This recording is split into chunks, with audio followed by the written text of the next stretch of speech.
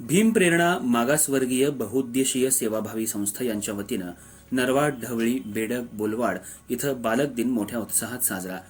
14 November रोजी बालक दिनानिमित्त संस्थेच्या वतीनं नरवाड, बेडग, ढवळी आणि बोलवाड या गावांमधल्या जिल्हा परिषद शाळांमध्ये विद्यार्थ्यांना गुलाब पुष्प आणि खाऊ वाटून हा बालदिन साजरा करण्यात आला.